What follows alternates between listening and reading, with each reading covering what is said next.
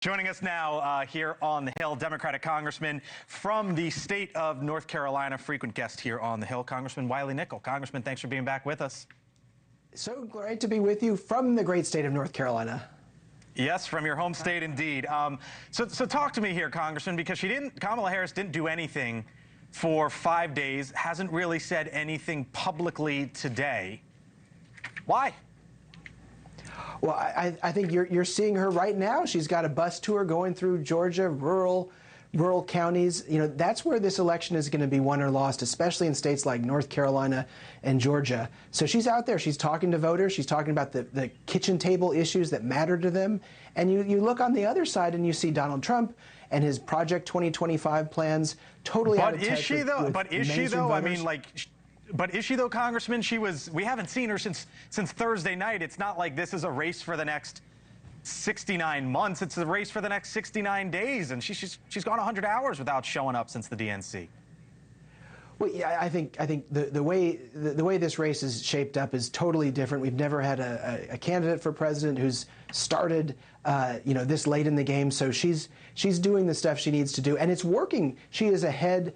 This race is going to be very close, though. I heard the commentary earlier. She's certainly the underdog in this race, but she's putting out policy proposals on issues that matter. She was here in Raleigh, where I am right now, talking about her plans to cut down on price gouging at the grocery stores, to help bring down the cost of housing, to help first-time parents with the child tax credit. Those are things that folks want to hear about here. And all I hear from Trump is continued, grievances, griping, plans to try to overturn an election. There's a huge contrast between our candidate for president and the Republican nominee. One of the things that I respect about you, Congressman, is you come on this show all the time. There's times that might not be convenient for Democrats, right, earlier this summer. In this race, and you were always here. You were always willing to take the questions and answer them.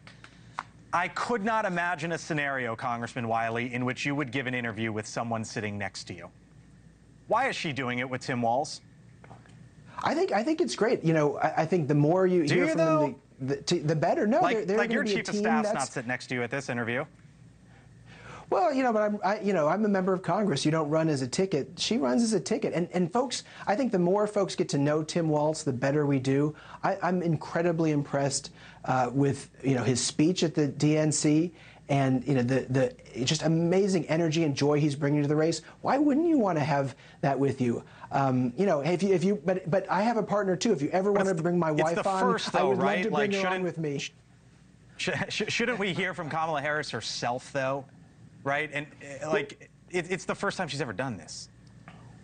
Well, I mean, she does interviews, with the traveling press that come with her. She talks to them and has done that over the course of the campaign.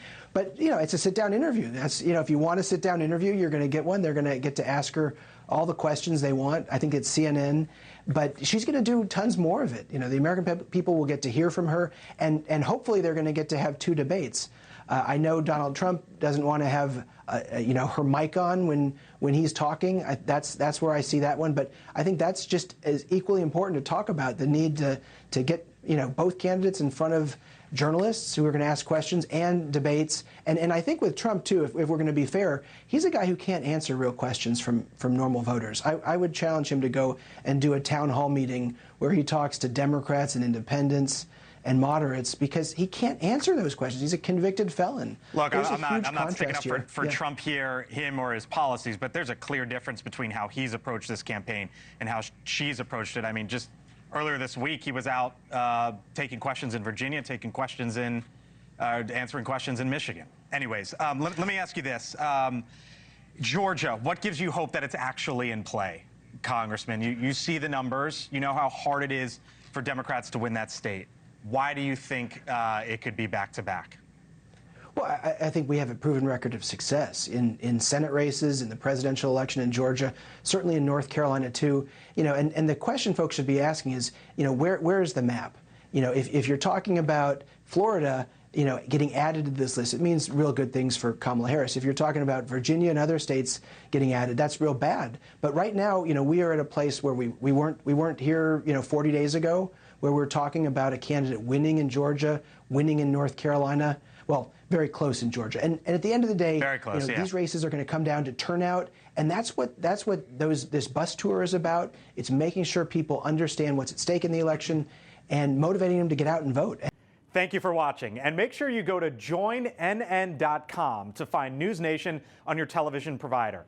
And don't forget to click the red subscribe button below to get more of NewsNation's fact-driven, unbiased coverage.